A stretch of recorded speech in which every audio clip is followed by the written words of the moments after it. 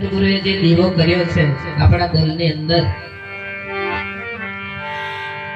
એ દીવો સદાયના માટે જાગે અને સળગતો રહે. બસ આપણે એ જ કાર્ય કરવાનું છે.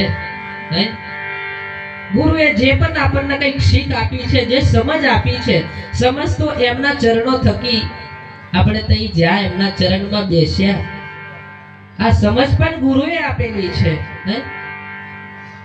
રૂપે તમારું રૂપ નહીં, તમારે પાસે કશું નથી મારા સાહેબ. તમે અહીં બેસવું હોય તો નિરાધાર થઈને બેસવું પડે. અને જે નિરાધાર હોય ને એને ભજન બોલવાની અને આવા સંતની સભાની અંદર કદાચ બે શબ્દ બોલવાની પણ ક્ષમતા જળવાય. એટલે કદાચ જાજુ કહેતા આપણે આજનો જે અવસર છે, જે તમે બેઠા છો પોતપોતાની સ્થાન પર, તો આવી રીતે જ આપણે ગુરુના જે ગુણ ગાવાના છે. ભગવાન જે રીતે મંદિરમાં બેઠા છે, તો એક જ સ્થાન પર બેઠા છે. ભગવાનને કદાચ આપણે મંદિરમાં બેસાડીએ, પ્રાણ પ્રતિષ્ઠા કરી દઈએ, પછી ભગવાનને આપણે અહીંયા આવો ત્યાં આવો એમ કરીએ.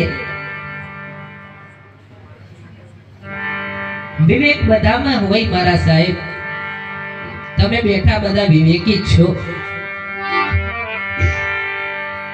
અને સમજ્યા છો તો જ બેઠા છો મારા સાહેબ. અહીં બેસે એટલે અમારે શું છે કે બધા સરખા, બધાને એક જ દૃષ્ટિથી જોવા પડે. પણ અમારા અંદર પાછા શું છે કે પાછા થોડાક અમુક સમય પર કદાચ જે કે તમાકુ એ તો આવે મારા સાહેબ. સમય પ્રમાણે બધાની જરૂર છે. આ કપડોની જરૂર છે, ટોપીની જરૂર છે, આ ધરતીની જરૂર છે. એ બધું મૂકીને તમે જશો કઈ? એ પાછું નહીં આવે. મને મૂકી દેશો, તને મૂકી દેશો,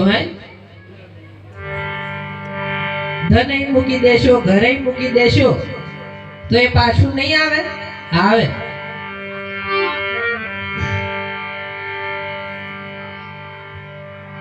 એટલે જાદુ કેતા કદાચ એક નાને કમળું ભજન આપણે બોલી લઈએ અને આગળ વધારીએ.